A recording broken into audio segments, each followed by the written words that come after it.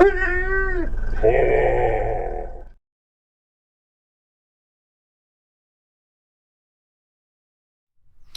so today I thought I'd show you just how to go about cleaning your in-tank strainer. So this is a bit of an odd view perhaps. You're likely to have some seats here. Obviously in the Racetractor we don't have any. So the first thing you'll need to do is just lift up the one seat. So this is the rear right hand seat. You just lift it up again, and that'll come out the two clips at the bottom, and you just put that to the side. Also, what you're going to need is a bit of rag of some sort, some brake cleaner or something very similar, a flat screwdriver, a little lever or something similar. Screwdriver will do it just to help get the clips later. A hammer is always needed, and some sort of blunt kind of chisel lever. It's not very sharp, that, and you'll see why we need something not very sharp in a bit. The reason we're going to do this is these in-tank strainers. It's just a little mesh. They get clogged up with general bits and bobs. If you run veg, you'll particularly get clogged up more often, but there's stuff that gets kind of rubbish that ends up in your tank for many reasons. I'm not going to go through. So clean it out. On XUDs, there's no pump to push it through. It gets picked up and pulled through by the VE pump. So these need to be clean to have good run-in, stop the lumpiness. The top end, you're going to feel it, and it's pretty simple, as you can see. You don't need many tools, and you don't really need much expertise. I've got an old towel or rag here as well, because you're bound to spill a bit of diesel about, and you might have carpets in here, so an old rag or towel to catch any diesel is a good idea. Right, so we've got a towel here and a box with a load of absorbent paper in it, because I can't find anything that hasn't got a load of oil in it at the moment. We're going to get a little screwdriver and lift that cap up, and there we go. A little peek in there. You can see you've got basically electronic switch. If you've got an HDI, then that would charge up, or on a petrol that would charge up the pump. That just works to gauge on this, and then you've got a return and a supply. So you just take both of those off, take that off, and then we can work on the ring. So first thing will be, where's that screwdriver gone? Move the supply.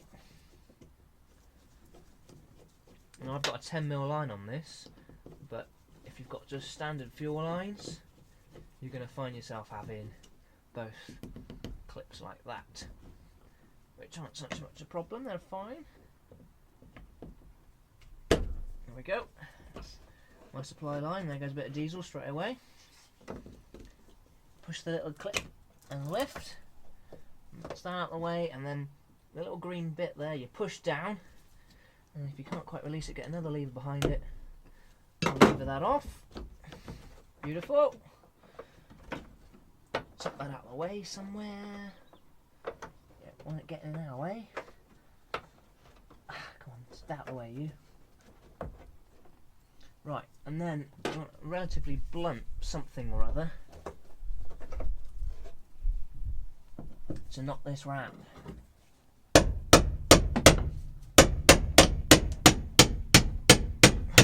Otherwise you'll knock all the teeth off, basically.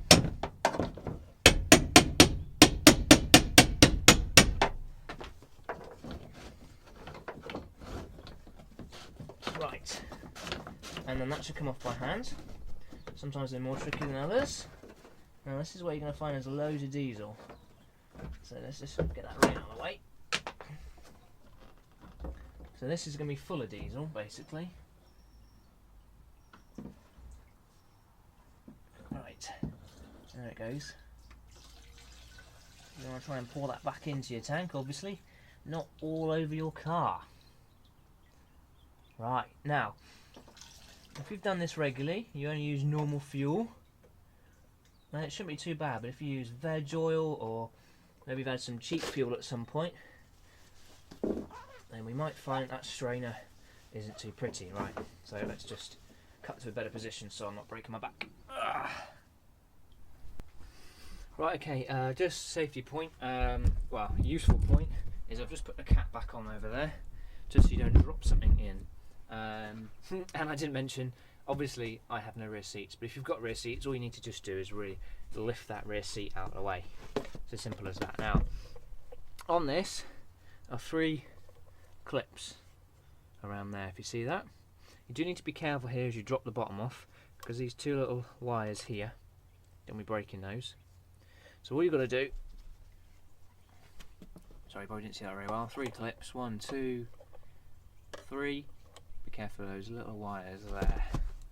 So we're just going to lever that off each side. There are some springs pushing against those clips, but just take it easy and make sure you do it above a box like this, so that if anything pings out, you don't lose it on the floor.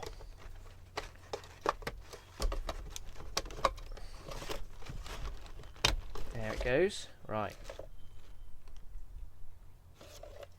Okay, now let's have a look. Now, interestingly enough, I thought it was going to be really clean, but that isn't very pretty. And if you look in the bottom of there, that's basically what the fuel system's trying to suck through. And actually, I've had a few problems top end, and I thought, well, I haven't run veg since, well, a long time, and I usually clean a strainer out regularly, so I am actually genuinely surprised about that. Genuinely surprised. Now, sometimes if you're careful, you'll get this little strainer off even more, but I'm not going to try and break it. I'm going to try and, what I'll do instead is get some brake cleaner, we'll rinse that through, and then we'll do the same for that. We'll empty that out, rinse it out, and then we'll put it back together. We'll come back. So I'll just go and rinse those things out, and I'll come back. Right, so there we have it. I did manage to clip this off in the end, which is all good. As you can see, if you remember what it looked like just a few seconds ago, even though I've taken a few minutes on that, that's nice and clean, and that's nice and clean as well. I had some stuff I had sucked up, which is good. I did manage to clip this off in the end. I've busted it in the past and it just flicked off nicely as I was cleaning it, so that's good. So that clips in there nicely. Now we want to keep obviously as clean as possible as you're putting it back together, so I've used some brake cleaner to do that. And then the inside of that now, look, nice and clean. Right. So now it's a simple case of not dropping the seals and the washer inside.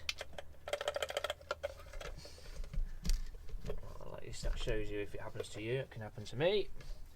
So spring goes on, and the little washer, then the little seal, and then this pickup, as it were.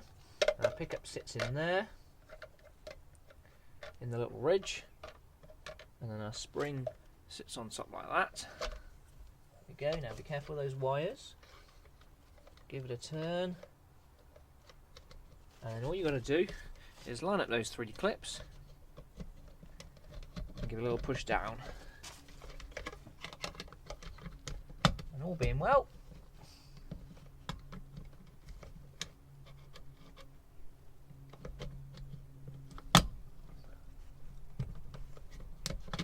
he says, hang on, I've done something not quite right here.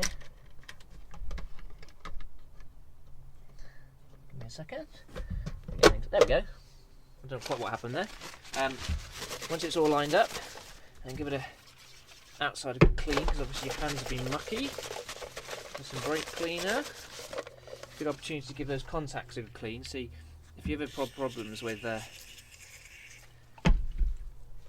gauge not being very good, often it's these little contacts in here. It's just a resistance difference. That's all that does it.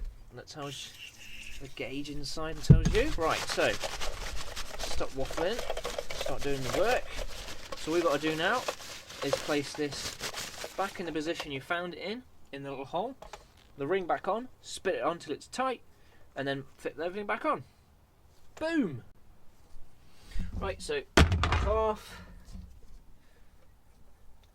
Put the float in first. Drop it in. Make sure you drop it in with the seal, like that. It will spring back on you a little bit, that's fine. In the back of the position it was when you took it out as well, otherwise the float will get stuck or give you a bad reading, or it won't pick up the fuel properly, any of the above. And then start putting that collar back on, holding with one hand the actual pickup so it doesn't keep spinning around. Right, and when it gets a bit too difficult for hand, get your your blunt chisel or lever of some sort. Start tapping it round.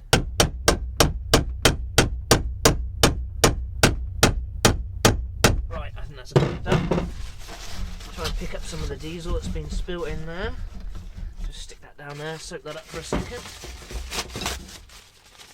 Because that will stink, I can assure you. And obviously if that spills out over the top of the tank onto the road, no biker will be thankful of that. And then start putting your plates back on. That just clips on. That just clips on. And because, you know, I don't like anything standard, I've got 10mm lines. Put your 10mm line back on if you've got one. And we'll do that up. And that is pretty much it. As I said earlier, obviously this is easier because I've got no interior, but it's not exactly inaccessible. You just lift up that back seat, and on the 306 and the ZX, those back seats just pop out and you're away. Right, there we go. It sometimes can be a bit of a pig. It's always a train I'm recording. Brilliant.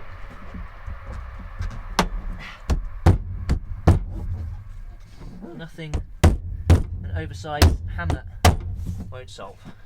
Right, and that's it. Job done. All you have to do is obviously put your seat back and you're away.